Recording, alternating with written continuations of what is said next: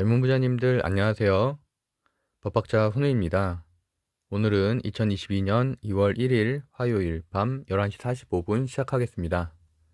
어제에 이어서 구독자 Q&A 두 번째 날인데요. 오늘의 주제는 네이버 블로그 그리고 창업과 정부 지원 사업입니다.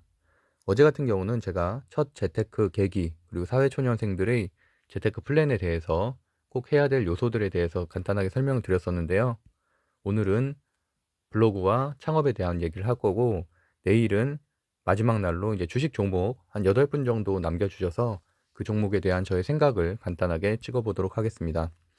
현 시간 뭐 엔디비아라든지 로블록스 같은 이런 과대납폭주 중심으로 미국장도 괜찮은 흐름이라 아마도 목요일에는 최소한 보합세 정도는 유지하지 않을까 좀 생각을 하고 있습니다. 일단은 블로그에 대한 질문은, 블로그를 시작하려고 하시는데 어떤 거를 좀 해야 되는지, 그 전에 블로그 스터디 신청 예정이라고 하셨어요. 그래서 그 전에 해야 될 거를 이렇게 어드바이스 부탁드린다고 말씀드리는데요. 일단 블로그 첫 강의 때 그 내용이 사실 상당히 많이 나와 있는데, 그래서 저 같은 경우는 아예 블로그를 오랫동안 운영하셨던 분들도 새로 만들 것을 말씀드리고 있고요. 왜냐하면 사실 구독자 10만 명, 구독자가 아니죠. 방문자 수, 누적 방문자 수 10만 명 정도는 한 달 반이면은 충분히 만들 수 있습니다. 그렇기 때문에 본인이 구독자가 뭐 100만 명, 200만 명 정도가 아니라면은 굳이 예전에 블로그를 운영할 필요는 전혀 없고, 일단 알고리즘, 네이버의 알고리즘이 블로그의 설정, 초기 설정과 첫 글의 주제, 그리고 어떻게 글을 쓰는지를 인식을 하기 때문에 어느 정도 수업을 듣고 나서 첫 글을 쓰는 게 낫고, 굳이 지금부터 어떤 뭐 글쓰기라든지 이런 것들을 할 필요가 전혀 없다고 생각을 하고 있고요. 오히려 그렇게 하는 게 더 안 좋은 영향을 미치는 경우도 많다. 그래서 결과값을 비교해 보면 제대로 된 설정을 하고 제대로 된 글쓰기를 하는 것과 그냥 내가 쓰고 싶은 대로 쓰다가 나중에 배워서 그걸 수정하는 것과는 결국엔 누적 방문자 수에서 또 노출해서 큰 차이가 있기 때문에 차라리 조금 기다리셨다가 제가 이제 다음 달에 블로그 스터디를 다시 모집을 하니까 그때 참여하셔서 그 내용을 듣고서 글을 쓰는 게 낫다라는 말로 간단하게 마무리를 하도록 하겠습니다. 그다음에 두 번째 질문은 정부 지원 사업에 대한 내용인데요. 정부 지원 사업에 대해서는 저도 거의 한 4년간 제 스타트업을 운영을 하면서 뭐 다양한 좀 경험도 있었고, 지금은 사실은 약간 자영업자처럼 변하긴 했는데, 그래도 어쨌든 코로나가 지나면 앱 서비스라든지 뭐 이런 것들 좀 출시할 계획이라서 어쨌든 그때쯤 되면 조금 더 뭐 자세한 내용들을 설명드릴 수 있을 것 같고요. 일단 영화님이 질문해 주신 부분인데, 2억 원 수령받은 자세한 내용, 그리고 IT 전문 기술이 접목해야 돼 선택 받을 가능성이 높다고 하는데 어떤 사업으로 투자 유치를 받았나에 대해서 여쭤보셨는데, 일단 자영업자는 정부 지원 사업을 자영업자는 받을 수 없다는 표현보다는 일단 요식업이라든지 일반적으로 우리가 자영업자라고 떠올렸을 때 생각나는 업종들이 있죠. 그런 것들은 당연히 정부 지원 사업을 받기는 힘듭니다.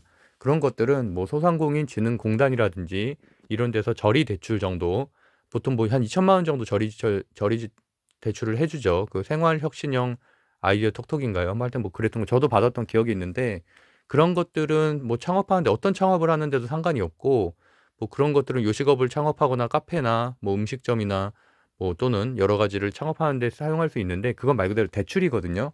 사람들이 많이 오해하는 부분이 정부 지원 사업하고 정책 자금하고를 좀 헷갈려 하세요. 정부 지원 사업은 돈을 빌려주는 게 아니라 주는 거예요. 돈을 아예 5천만 원이든 1억이든, 뭐 물론 최소 부담금은 있어요. 보통 10%인데 만약에 1억을 주게 되면은 천만 원을 내가 내고 9천만 원을 정부에서 지원해 주는 방식이고요. 당연히 거기에 대해서는 지출 증빙을 해야죠. 영수증도 첨부해야 되고, 어떤 식으로 내가 썼는지에 대해서 당연히 다 첨부를 하고, 사업을 성공시켰는지, 그 성공이라는 정도는 말 그대로 창업을 하고 창업 활동을 정상적으로 하는 걸 성공이라고 말하는 거고, 실제로 매출이 얼마큼 나와서 성공이고 이런 거를 따지는 건 아닙니다. 왜냐하면 이거를 부정적으로 사용할 수 있는 거잖아요. 좀 이런 모럴 해저드나 이런 것 때문에 창업 자금을 이용할 수도 있기 때문에 거기에 대한 증빙은 당연히 철저히 운영이 되고 있고, 현장 실사라든지 이런 것들도 당연히 진행이 되고 있고요. 어쨌든 자세한 정보는 뭐 케이스톱 홈페이지에도 많이 나와 있는데, 일단은 큰 골자만 좀 말씀드리자면은 40세 미만 청년들에게 지원 사업이 상당히 몰려 있고요. 40세 이상 중장년층에게는 사실 지원 사업이 많지는 않습니다. 많지도 않고 좀 많이 그 지원금 자체가 좀 적은 편이에요. 뭐 그러니까 일단은 이런 K 스타트업이랑 홈페이지 이런 것들이 좀 만들어지게 된 계기가 결국엔 청년 창업 취업률 또는 청년 취업률을 올리기 위한 그런 어떻게 보면 하나의 국가 시책이었기 때문에 결국에는 지금 현재 4차 산업혁명이라든지 이런 그 각 시대가 요구하는 뭐 시대 정신과도 좀 적합한 아이템들을 좀 더 우선시 선발한다는 것들이 있고요. 그러다 보니까 이게 무슨 자영업자를 위한 창업 지원 자금이라든가 이런 느낌보다는 좀 더 IT 기업이라든지 또는 뭐 식품 중에서도 식품 같은 것도 괜찮게 이렇게 할 수가 있죠. 그리고 예를 들어서 뭐 레스토랑 같은 데서 만약에 이런 아이템을 한다면은 진동벨에서 예전에 제 아는 분 중에서 그걸로 선정된 분이 있었는데 진동벨에서 어떤 것들을 클릭을 해서 뭐 메뉴를 주문한다든지 좀가 기존에 있었던 상황에서 좀 더 혁신적으로 발전시키는 그런 아이템을 가져오는 것들은 당연히 요식업을 내가 운영을 하고 있다가 알게 된 경험들이라든가 이런 것들을 IT와 적합한 거기 때문에 뭐 그런 것들은 선정될 수가 있겠고요. 또 키오스크 있잖아요. 뭐 키오스크 같은 경우도 좀 기존에 있었던 키오스크 방식이 아니라 좀 더 뭐 혁신적인 그런 것과 앱과 연결을 한다든가 뭐 아이템과 연결을 해서 좀 창출을 한다면은 뭔가 그런 것들은 좀 선정될 수 있겠지만 기초적인 그런 뭐 제조업이라든지 이런 것들은 조금 선정되기가 어렵다라고 좀 보시면 될 것 같고요. 그 대신에 제조업이라도 뭐 저도 제가 수료했었던 곳이 이거 이 청년 창업 사관학교라는 곳인데 이 안에서도 사실 굉장히 많은 업종들이 있었고요. 어떤 분들은 이런 경우도 있었어요. 그 양복집을 상당히 오랫동안 20년 가까이 운영하셨던 형님이었는데 그분과 같은 경우는 이제 스마트폰으로 어떤 사람의 사진을 찍으면 그게 그분의 그 사람의 그 AI 기술로 그분의 그런 전체적인 치수라든지 이런 것들을 인식을 해서 그 옷을 착장하는 모습 같은 것들을 뭐 이런 메타버스 같은 걸로 좀 구현해 낼 수 있는 그런 방식의 아이템을 개발을 하셔 가지고 물론 그런 것들은 완전 성공 단계까지는 아니죠. 이게 지원 사업이 보통 한 6 개월에서 9 개월 정도 진행이 되기 때문에 그 안에서는 어느 정도 시제품 정도 그래서 뭐 프로토타입이라고 보통 표현을 하는데 인제 그 정도만 나오게 된다면은 결국에는 지원 사업은 성공한 걸로 되고 지출만 제대로 처리가 됐으면은 어쨌든 그렇게 인정받는 사례고요. 그다음에 뭐 기업들 이런 데 청년 창업 사관학교 같은 경우는 어쨌든 정부 지원 사업 중에서는 가장 난이도가 높고 뭐 2년 차까지 있기 때문에 가장 지원금이 많은 사업이라고 하는데 여기 써 있는 사업들처럼 뭐 토스트라든지 직방이라든지 강남 언니 그다음에 뭐 최근에 상장한 오토앤이라든지 약간 이렇게 우리가 기업 이분들이 인제 다 졸업하신 분들이거든요. 물론 이 아이템으로 선정된 분들은 아니에요. 다른 아이템으로 선정이 됐다가 나중에 뭐 토스의 뭐 이승찬 대표 같은 경우도 이제 여러 번 실패를 하고 나서 결국에는 토스를 만들어서 이제 그것이 성공한 케이스인데 그냥 이런 기업들을 우리가 봤을 때 떠올릴 수 있는 것들은 대부분 앱 서비스잖아요. 앱 서비스라든지 핀테크라든지 또는 플랫폼이라든지 약간 이렇게 아이템과 적합한 기술을 주로 인제 지원해 주는 사업이 정부 지원 사업이다라고 생각하시면 될 것 같아요.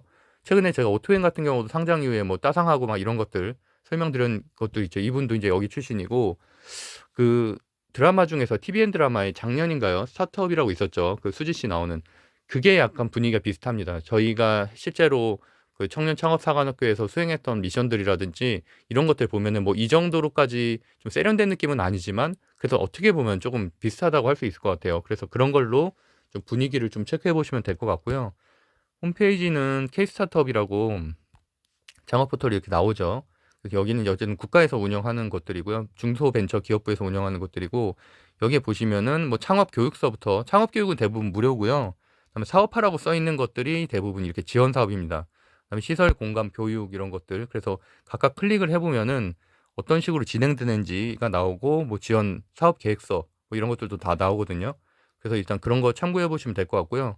그다음에 저희 젊은 부자들 카페에서도 제가 사실 예전에 창업 관련해서 좀 스터디를 진행하려고 했었는데 그때 지원자가 몇 분 없어서 진행을 안 했었거든요. 근데 보시면은 여기 있죠. 청년과 뭐 정부 지원 사업 공지 여기에 보면은 제가 올렸었던 글이 있어요. 거기에 전체적으로 좀 자세하게 설명을 해 놨었거든요. 그 정부 지원 사업이 뭐고 어떤 것들이 필요한지 그리고 신청 양식이나 이런 것들까지도 제가 다 써 놨기 때문에 이거를 한번 오히려 보시면은 좀 더 명확하게 오실 수 있을 것 같아요. 그래서 제가 뭐 사업 계획서가 이미 지금 사실 봄 시즌 거는 정부 지원 사업이 많이 끝났고 가을 시즌에 하반기 걸 좀 모집을 하는 경우가 있어서 그때쯤에 제가 만약 시간이 된다면 미리 인제 사업 계획서 관련된 스터디를 올릴 테니까 뭐 그때 뭐 필요하신 분 있으시면은 보시면 좋을 것 같고요. 어쨌든 정부 지원 사업이 좋은 이유는 뭐 무료니까 당연히 좋죠. 어쨌든 최소 적게는 4천에서 뭐 많게는 한 1억 까지도 지원을 해 주는 사업이기 때문에 뭐 내가 갚는 게 아니거든요. 갚는 게 아니라서 뭐 그런 것들을 잘 활용을 하면은 본인이 가진 아이템, 그러니까 일단 저 같은 경우를 사례를 들면 저는 법학 전공이잖아요. 법학 전공이고 앱 서비스와 전혀 관련 없는 걸로 선정이 된 건데 계획을 밝힌 거죠. 저는 기획자로서 '내가 이러한 교육 사업을 해 왔고 이런 교육과 관련된 앱을 만들겠다.'라고 해서 선정이 된 거고요. 당연히 개발자를 고용을 했죠. 개발자를 고용해서 그 사람들 2명이서 6개월간 개발을 한 거고요. 거의 앱 만드는 데도 한 4천만 원 가까이 든 것 같아요. 그 iOS하고 인제 안드로이드 두 군데 버전으로 만들었기 때문에 어쨌든 그렇게까지 했고, 그다음에 인건비 같은 걸로 다 그런 걸로 처리를 했고요. 나머지 기재재 사는 것들, 그다음에 내가 창업 활동에 필요한 것들도 다 지출 허용되는 범위 내에서는 했기 때문에 뭐 저는 거의 한 3년 동안 한 2억 이상, 2억 5천, 6천 정도 된 것 같아요. 그렇게 수령을 해서 다 잘 쓰고 어쨌든 뭐 사업하는 데 당연히 도움이 됐고요. 그래서 인제 그 서비스를 지금 코로나가 끝나면 다시 인제 좀 어플을 출시를 하려고 좀 준비를 하고 있습니다. 그래서 마케팅이나 뭐 이런 걸로도 쓸 수가 있어서 좋았던 것 같아요. 일단 뭐 그 정도로 지금 짧게 설명을 드리겠고요. 정부 지원 사업은 사실은 이렇게 콘텐츠로 다루기에는 굉장히 말이 많아요. 할 수 있는 말이 굉장히 많아서 오히려 나중에 좀 기회가 되면은 재테크 스터디나 이런 거 참여하셨을 때 질문해 주시면은 제가 좀 더 자세하게 설명드리도록 하겠습니다. 그리고 제가 아까 남겨 드린 카페에 글 한번 참고하시면 좋을 것 같아요. 그러면 일단 오늘은 이 정도로 마무리하도록 하겠고요. 내일은 종목 상담 정리해서 올려 드리도록 하겠습니다. 오늘도 행복한 하루 보내세요. 감사합니다.